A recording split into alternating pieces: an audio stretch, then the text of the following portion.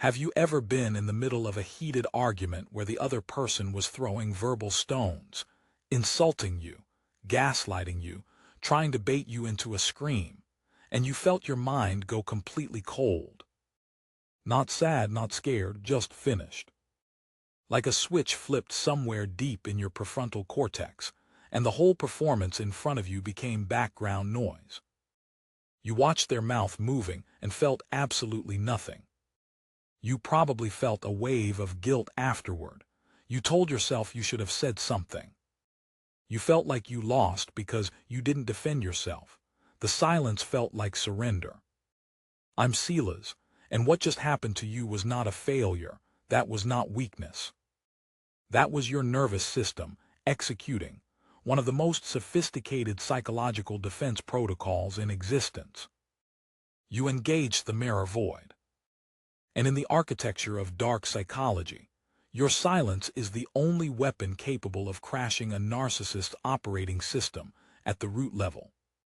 Here is the data. In the laboratory of the self, we recognize that a narcissist is not simply a difficult person. They are a reaction hunter. Their entire internal world is a storm of unprocessed shame, chronic emptiness, and a fragile self-construct that cannot survive without external validation. Think of them as a high-voltage wire with no grounding point. The electrical charge inside them is constant, chaotic, and dangerous, and they are always looking for somewhere to send that current. That somewhere is you. The narcissist requires your emotional reaction to ground their own internal chaos.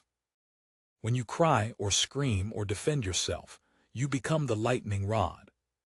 You take their poison and you make it your own, giving them the temporary relief they crave.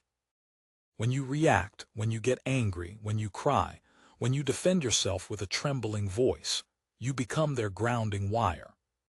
Your emotional response absorbs the charge and gives their internal chaos a destination.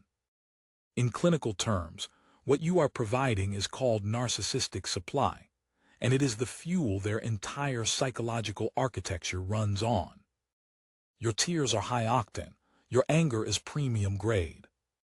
Every visible crack in your composure is a data packet their system receives and processes as confirmation that they are powerful, that they matter, that the world still orbits their chaos.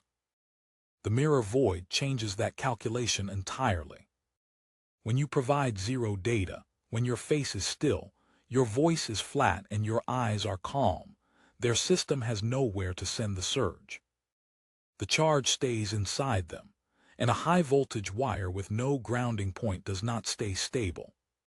It sparks, it overloads, it begins to destroy the very system it was built to power. The crash happens in 4 specific stages, and your sentinel intelligence needs to understand each one. The first stage is the input search. The moment a narcissist launches an attack, an insult, a provocation, a carefully constructed piece of word salad designed to confuse your prefrontal cortex, their operating system is already waiting on a response. It has sent out a query. It is listening for a reaction packet. When you give them a blank stare and say nothing, their CPU enters a wait state. It is the psychological equivalent of a loading screen that never resolves. Their amygdala, functioning as their internal threat radar, begins scanning for the signal it was promised and finds only static. For a brain wired to feed on reaction, this is not just uncomfortable. It is genuinely destabilizing at a neurological level. The dopamine loop that was supposed to fire, the one that rewards them for landing a hit, does not complete. They are left in a state of sudden, inexplicable starvation, gasping for an emotional connection that isn't coming. Internal pressure begins to build, setting the stage for the next phase of the collapse. The circuit stays open. And an open circuit in a system that runs on reward is the beginning of a serious malfunction. The second stage is escalation logic. Because they are not getting the grounding wire they need, The narcissist system does what any poorly coded software does when it fails to receive expected input. It runs the same command louder. The insults get sharper, the accusations get wilder. They switch from targeted attacks to broad projection, throwing everything at the wall to find what finally generates a response. They might cry, they might threaten. They might pivot to a grievance from 3 years ago. To the untrained observer, this looks like escalation. It looks like them winning. To the sentinel intelligence, this reads as something else entirely. This is system failure. You are not watching someone in control. You are watching someone whose operating system is running emergency subroutines because the primary program has stopped functioning. Every escalation is not a power move. It is a malfunction announcement. Your job is to observe it with the detached curiosity of a scientist watching a predictable reaction in a controlled environment, because that is exactly what it is.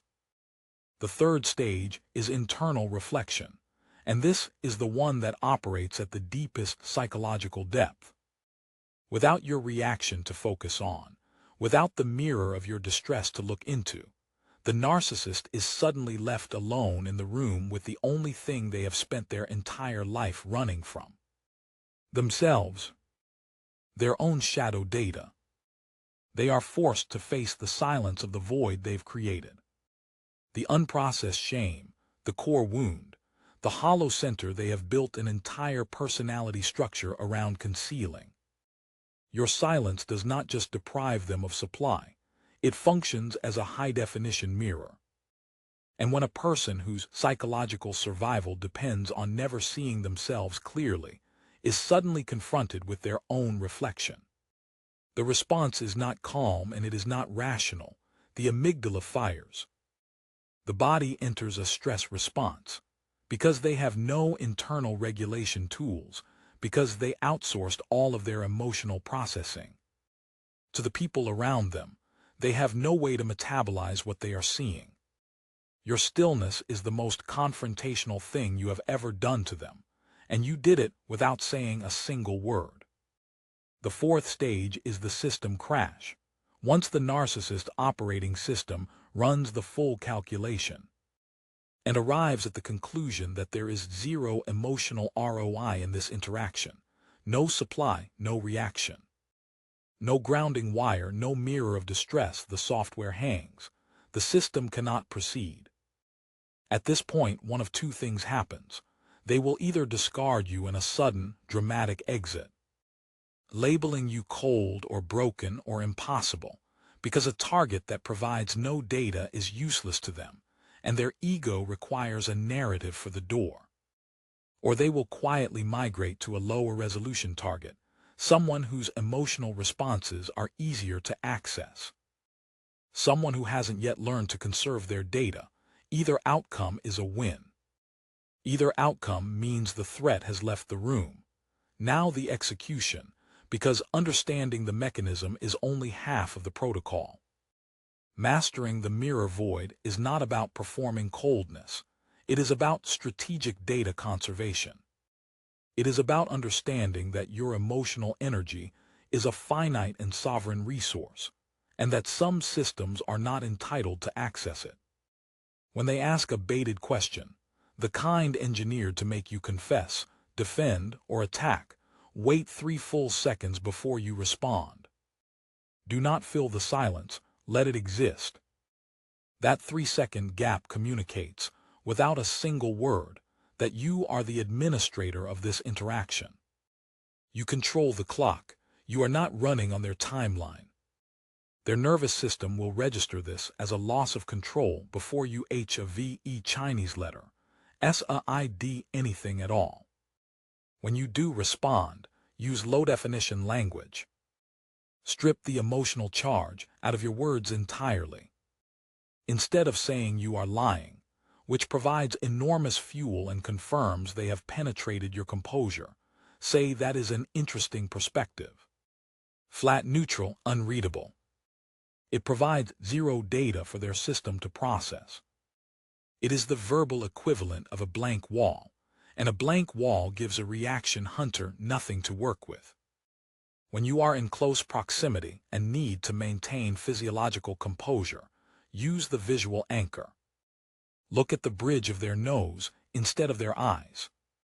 Direct eye contact in a high-conflict situation activates your mirror neuron system, your empathy hardware, and it can create an involuntary emotional resonance with whatever the other person is performing. The bridge of the nose gives you the appearance of contact without the neurological cost. It depersonalizes the data feed and keeps your sentinel radar clean. You were never meant to be a grounding point for someone else's unprocessed charge.